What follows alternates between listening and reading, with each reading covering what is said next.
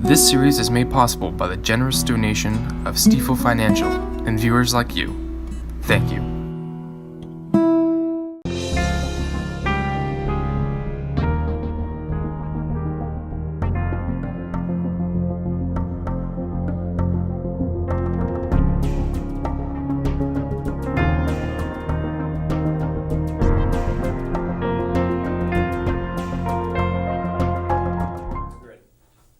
Welcome to Where Do We Go From Here?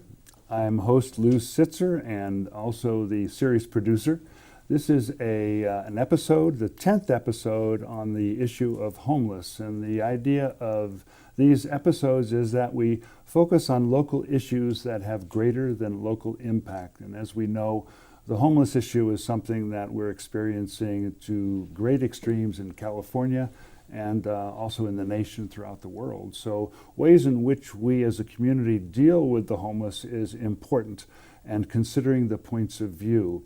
In the 9 previous episodes, we have had representatives, 5 representatives from the county, 4 representatives from the city, 4 representatives from nonprofits that are local, 1 advocate for the homeless, and 1 homeless client. So you can see that we're really trying to understand the various perspectives and experiences that people bring and have in their lifetime. If you want to see these previous episodes, you can go to YouTube, Where Do We Go From Here, NCTV.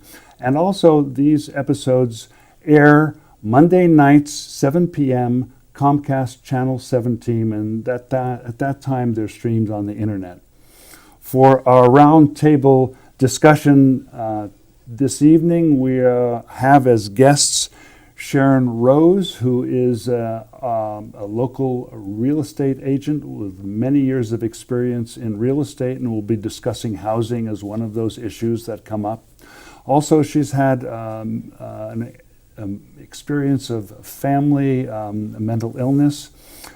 So she brings a personal point of view, as well as she has been involved with NAMI, the National Association for the Mentally Ill. So welcome, Sharon. Thank you. It's glad to have you here. Eric Tome, who is also a long-term resident, has hosted the series on homeless and has been involved in many community issues over his time here. So welcome, Eric. Thank you. Al Dover, who is a retired Superior Court judge and has been doing mediation since that time. He's also been hosting programs. All of us on the panel have lived in the community for decades and have experience to bring to that. So at this point, I want to turn it over to Al, who as a judge brings a process. I'll let you explain it, Al. Mm-hmm. Okay, Lou. Sometimes I just think of it as listening like a judge. And really, by that I mean when people have to make difficult decisions, like where do I want to go from here? You've got to generally have some process that helps you get there. So for me, what I'm talking about is a few things. The first is when we're dealing with homelessness, maybe as opposed to the Centennial Dam, you can think, well, there are people that are pro the Centennial Dam and opposed to it. But you don't really think, there's nobody that's really pro-homeless. You don't really think of it as that type of issue. Right. But in fact, it is very complicated, especially when you're dealing with what do we do about it? There are real disagreements. So I think when you're dealing with any complicated issue, the first thing that really matters is to be patient with yourself. And really by that, I'm reflecting on watching a couple of your shows, Lou, where you said to people you were interviewing, I feel like this is kind of a crisis, and this is a kind of a crisis point. Something has to happen. Well, generally, when people feel that they're in need of making a decision because something is in crisis, that is not the best time, oftentimes, to exercise your best judgment when you're under stress. So the first thing I really suggest for people is to really take your time. When you've got to make an important decision, it's important to give yourself the space to do that.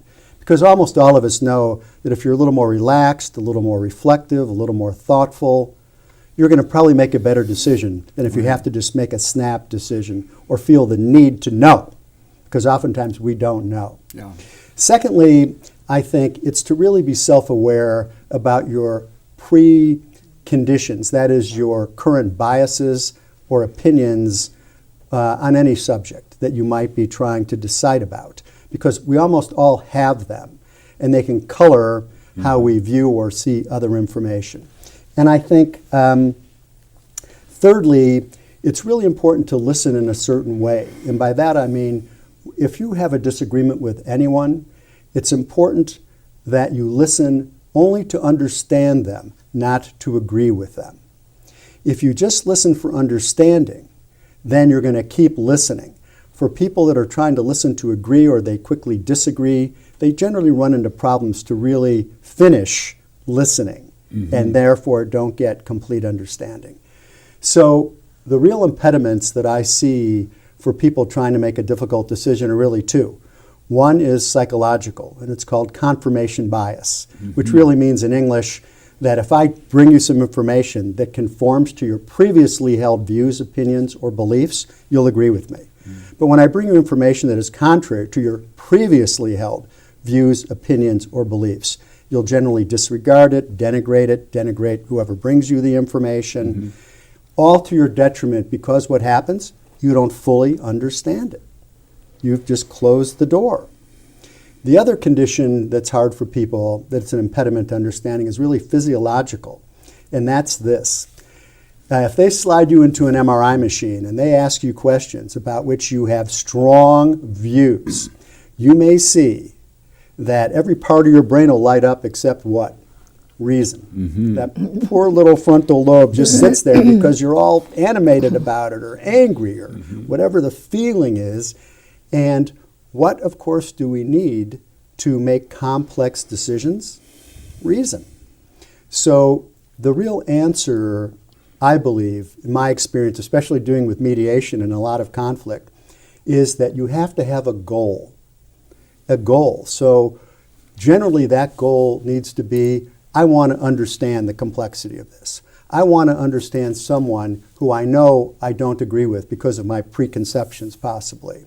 And if you really have it as a goal, then you'll notice if your feelings are taking you away from your goal.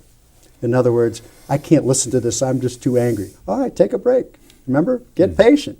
Come back to it when you're able to listen to the rest of the analysis, whatever it might be. So I think those are really the things, Lou, that matter. And then one other thing is, once you're really listening to understand, then you're also going to know when you really need to drill down to get more information, to fact check either the message or the person that's delivering the message. And once you do all that, and having watched the shows, like I watched all of these shows on homelessness, for example, it is fabulous information that I think you as the producer have delivered to this community. And I really commend you for it. And I think people that take the opportunity to watch these programs are going to have everything they need to listen for that understanding, get good information, and decide where they want to go from here. Well, it's great advice. And to continue with the show and involve everybody else, I'd like to listen to what people learn by watching the 9 previous episodes.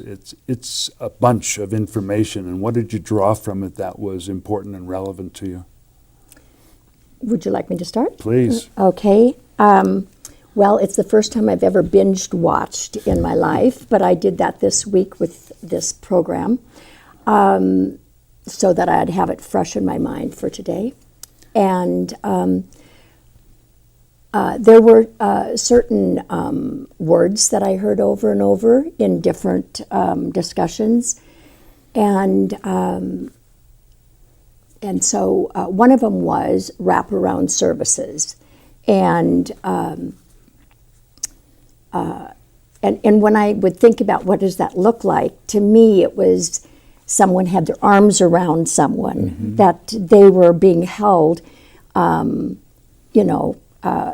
from one place to another. And that image, I think, is very powerful because it is it shows compassion and heart. Another thing that was spoken about that was from the beginning until the end was working together. That it takes the whole community. The nonprofits have been doing a lot. Certainly the judicial system and the police and the sheriffs in the boots on the ground kind of thing, dealing with the homelessness at a real close level. I think that it was interesting listening to Brandon Phillips and his time so far spent in kind of trying to take in all the information because he's not even been here yet a year. So he's still kind of in the collecting phase. I just, at the bottom of it all, there are a lot of people and organizations that are ready to step up. But like you said, there has to be a plan, there has to be a goal, and it has to be not just a home, but the wraparound around the home and community that people.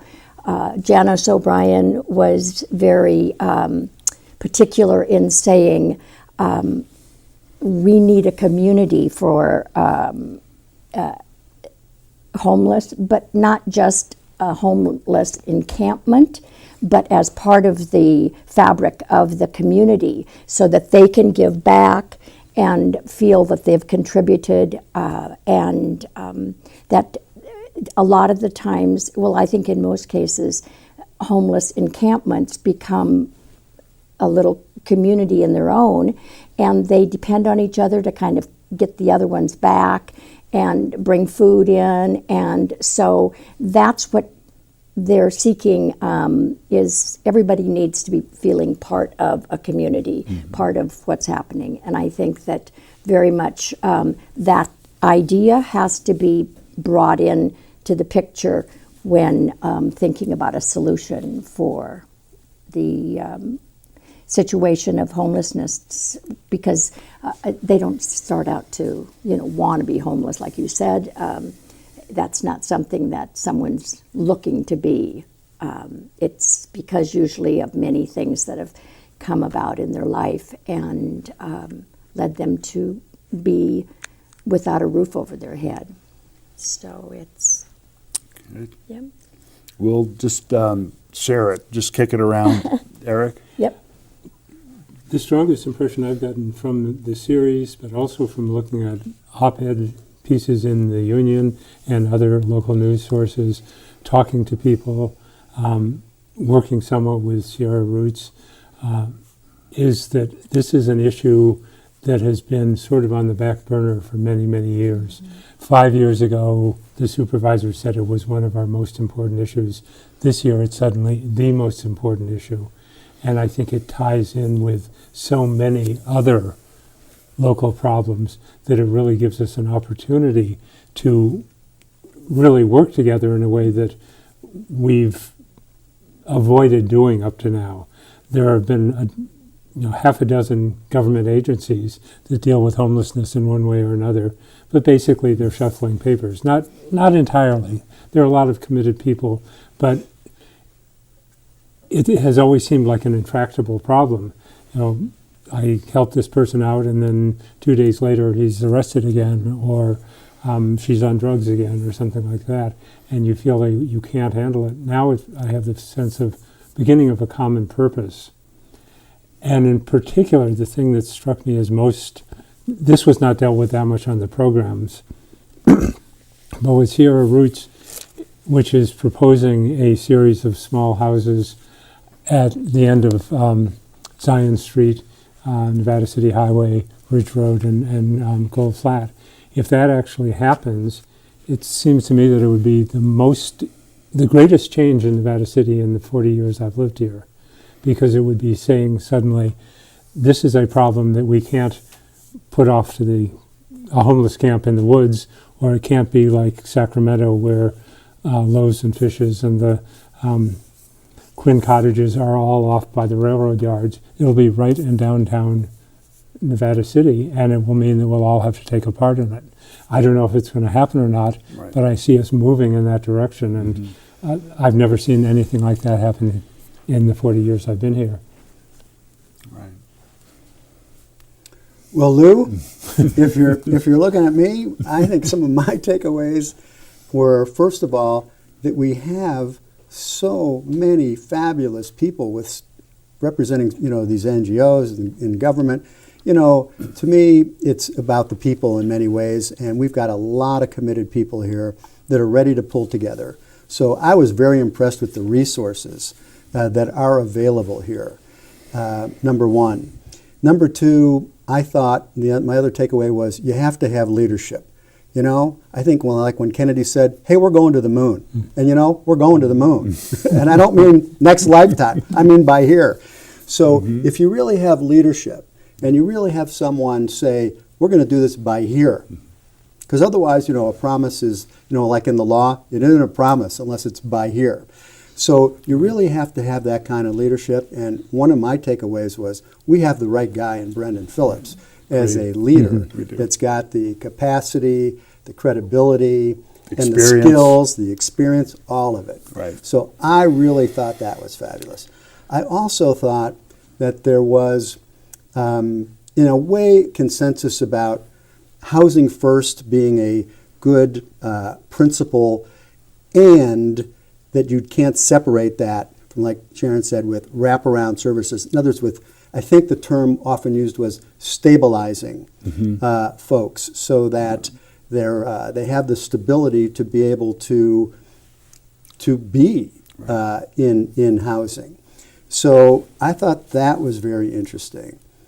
I thought the conversation between the differences between maybe Tex Ritter and talking about, and I think this is more maybe up your alley, about let's build something that's 5 stories high because then we can actually get developers to do it because it's economically feasible and it's less land and you can put it in a hub where you can have everybody around attendant services like maybe our new navigation center.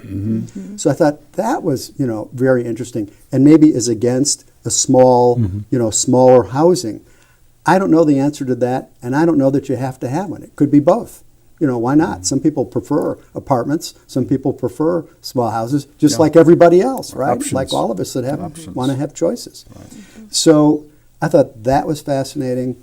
And lastly, I thought that government was interesting in the sense that government, to me, should budget what works. It's like we used to say in drug court, in these therapeutic courts, you give us a dime for intervention, we'll save you $1 for someone that isn't incarcerated. Well, I think it's the same thing here, because you heard all those conversations. What does it cost to look after someone that has to go to a hospital all the time, to the emergency room all the time, or needs that kind of intervention? I think, Lou, you had mentioned at some point like that, like the library. Remember a little sales tax that ends at a certain period of time. I'm going to come back to that. But I'm leaving that to you. But I thought those things, and then of course then incentivizing with taxes and reducing fees and all of that. So I thought government's got a big role to play there too. So that's why you need that leadership to bring this together and say, buy here. I agree with you, Al. You did a superb job of laying it out. And the reason that I started this series, it was the first series on the homeless, where do we go from here, is that I felt that the community was stuck, that we couldn't move beyond where we had been for years after years, sort of repeating the same tune. And I agree with you entirely that Brendan is the leader in charge, and he has a Herculean task of pulling all these groups together, getting people on the same page, as he termed it. And I worry about it for him because it's such a difficult task. And my feeling is, let's move ahead. Let's not get everybody on the same page, because that could take another 10 years. Well, do you remember, Lou, when I read to him in my Yeah, session, right. the grand jury kind of, this is what you need to do, and it went on for like a page and a Right, half, and I right. said, "Are you done yet?" It's amazing. Yeah, it is. And the first show that we did, featuring the sheriffs, Yeah. excuse me, the chiefs of police from Grass Valley, Nevada City, pointed out a need of a plan, need of leadership, and the need of agreement. And right off the bat, they said this is what was needed. And so my concern is that Brendan get the support he needs, and that the community understands what the plan is and buys into it.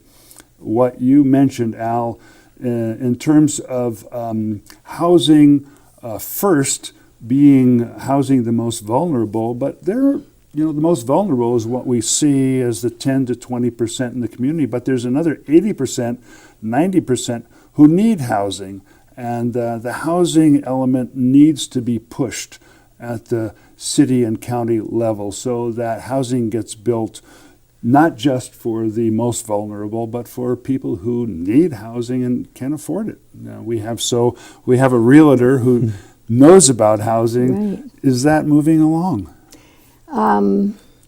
Not quick enough. Right. And I did spend the last 2 years working in property management, and that situation with rentals in the last 3 years, once the market picked up a little bit and people started to find a little equity in their property and they weren't so far behind on that end of it, they decided that it was time to sell. So many of the homes that were scheduled by the owners to sell back in 2008, 2009, they now, 2 years ago, started to put those on the market. And I can tell you probably 9 out of 10 people that I would be showing properties to every single week, 9 out of 10 were having to leave a rental that they'd been in, some for 8 years, some 5, or someone that just moved in 9 months ago and they're now having to, go through this again. And So you're saying their homes are being sold out from under them? right, and they're not being replaced on the rental. It's like all these rentals are disappearing, and there's not a whole new group of them coming into that area for people to rent. So, and in the meantime, then, like always, the demand is still there, so the prices start going up. And I know in the situation that I was in, you had to, in order to qualify, you had to show verifiable income for that you make 3 times what the rental amount per month is. And a huge amount of money, way more than the average person makes. And my heart just went out to him. I thought, oh my heavens, what would I do in their situations? So you're saying people can't afford to buy homes? Yeah. Well, this was just even rent. This is renting. Buying is a whole nother situation, but it's not any more difficult to qualify for a loan than it is to qualify for a rental. In most cases, you have to have good credit. You have to have 3 times what the amount of your payment is. And so it's not, it's really difficult for anyone. The amount of homes, there's only a 1-month supply of homes right now. So in other words, if not one more home gets put on the market in the next month, the supply that's there will be gone. And so it's a huge critical shortage. And I really was for the Loma Rica project back when, I don't know, 12 years ago or something, because it was going to be mixed use where there was going to be, homes over businesses and a real community where there's all kinds of things happening. People can live there and eat there, and that didn't work. But I really think that that's the kind of situation like the the co-housings that we have, where a lot of people live on their own. I mean, those kinds of models are things that I think really fit into what society needs, not just here, but most places, because people don't need to be isolated. They need to be close to services. And one of the things that Howard Levine mentioned when he was speaking was, get it in the city limits so that there, we have the utility, we've got the hookups and the services. Right, and transportation is an issue. Exactly, all the services. But this means that there's just going to be probably more homeless people who are working, all of a sudden can no longer afford the increased rents Right. or the money they need to buy a house. Or they're having to drive down to Yuba City, Marysville, to leave where they work. And it's also a problem we've heard over and over with the ERC, that we can't bring people in here because they can't find a place to live. So it's really impacting all areas. And can I ask, is it in your experience exacerbated by the whole new Airbnb or VRBO world? If you know, I mean, that's, You mean the home situation? yeah, I mean, Rentals. ability to have rentals Yeah. when people are choosing to do short-term VRBO type things. That was not my experience in handling the property management and rentals. These people had just finally bought, maybe put money into a property and had plans of turning around and selling it, and then the market dropped and they lost 30% of the value of the property. They just hung on to that and rented it out until they recovered and they could let go of it. It was all about, in all of those situations, just selling off the properties, not turning it into an Airbnb. But I'm sure that does have impact. It's just there probably isn't time in this show to go into that issue. Right. I think that what I'm seeing, and it could be due to my lack of patience in this area, is that the cities and the counties need to consider ways in which to make, call it alternative housing or high density housing or mixed housing, but making those more attractive to developers, lowering mitigation fees, figuring some way to bring about steps towards more housing. Because the simple phrase, the homeless can be simply solved homeless issue by housing. Yeah. And of course, that's a simple phrase. We know it's more complicated than that. But the government needs to do some thinking in new ways to accommodate what we have as a very pressing problem, not just here, in the state as well. Really. I would say when we talk about who are the homeless people, the people who are most commonly fit that sort of stereotype are ones who probably have either mental health issues or addiction problems, because they're the ones who you can immediately identify on the street. But there's also lots of women or women with children who've had to leave homes because of domestic violence. There are lots of working people, not a huge number, but I think that number is going to increase as the prices of the houses go up. And we have to realize that it's not a problem of a couple of misfits, either intentional or accidental, but it's something that could happen to any one of us, and that we do have to provide housing for everyone, and that there may come a point when housing is no longer an individual choice, an individual money-making choice. It could be considered a human right, like healthcare, or which is not quite yet, but should be, or food. Yeah. It's the next show. Yeah. Yeah. I want to mention what Al referred to earlier. Once a plan is written, agreed upon, and articulated to the community, the difficulty will be to secure funding. And I think that I would like to follow the library's example in creating a small tax.